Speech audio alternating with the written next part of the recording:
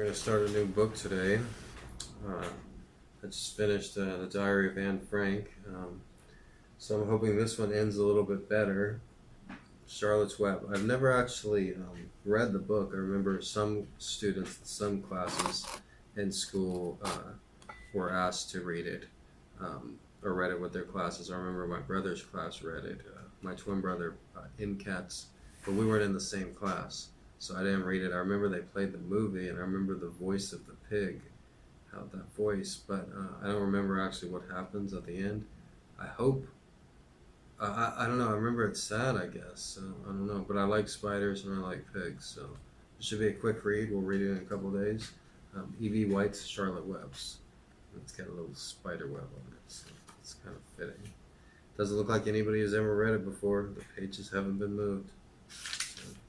I'll be the first to read it.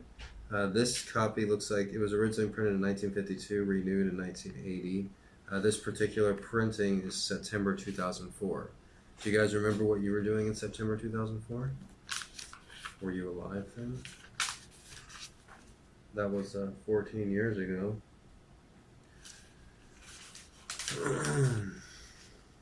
I remember September 2004.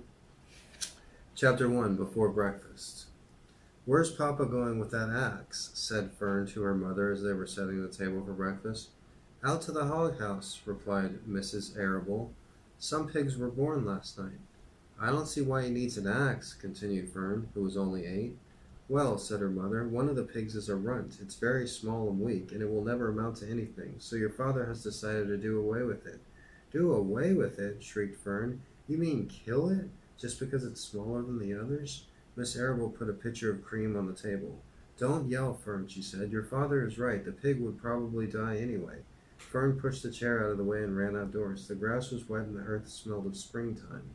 Fern's sneakers were sopping up the time she got caught up with her father. "Please don't kill it," she sobbed. "It's unfair." Mr. Arable stopped walking. "Fern," he said gently, "you will have to learn to control yourself." "Control myself?" yelled Fern. "This is a matter of life and death, and you talk about controlling myself?" Tears ran down her cheeks, and she took hold of the axe and tried to pull it out of her father's hand. "Fern," said Mr. Arable, "I know more about raising a litter of pigs than you do. A weakling makes trouble. Now run along." "But it's unfair," cried Fern. "The pig couldn't help being born small, could it? If I had been born small, would you have killed me?" Mr. Arable smiled. "Certainly not," he said, looking down at his daughter with love. "But this is different. A little girl is one thing, a little runty pig is another." "I see no difference," replied Fern, still hanging on to the axe. "This is the most terrible case of injustice I have ever heard of." A queer look came over John Arable's face. He seemed almost ready to cry himself. "All right," he said. "You go back to the house, and I will bring the runt when I come in. I'll let you start in on a bottle, like a baby. Then you'll see what trouble a pig can be." When Mr. Arable returned to the house half an hour later, he carried a carton under his arm. Fern was upstairs changing her sneakers.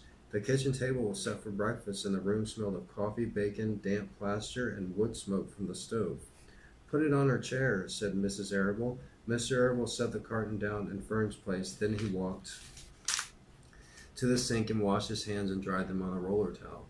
Fern came slowly down the stairs. Her eyes were red from crying.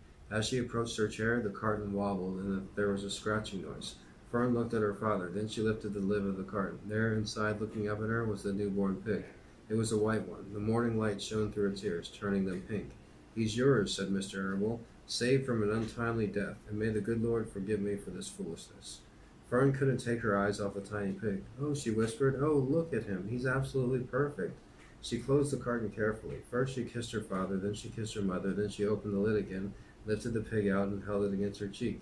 At that moment her brother Avery came into the room. Avery was 10. He was heavily armed, an air rifle in one hand, a wooden dagger in the other. "What's that?" he demanded. "What's Fern got?" "She's got a guest for breakfast," said Mrs. Arable. "Wash your handsome face, Avery." "Let's see it," said Avery, setting his gun down. "You call that miserable thing a pig? That's a fine specimen of a pig. It's no bigger than a white rat." "Wash up and eat your breakfast, Avery," said his mother. "The school bus will be along in half an hour." "Can I have a pig too, Pop?" asked Avery. "No, I only distribute pigs to early risers," said Mr. Arable. "Fern was up at daylight, trying to rid the world of injustice. As a result, she now has a pig. A small one, to be sure, but nevertheless a pig. It just shows that it can happen if a person gets out of bed promptly. Let's eat. But Fern couldn't until her pig had a drink of milk. Mrs. Arable found a baby's nursing bottle and a rubber nipple. She poured warm milk into the bottle, fitted the nipple over the top, and handed it to Fern. Give him his breakfast, she said.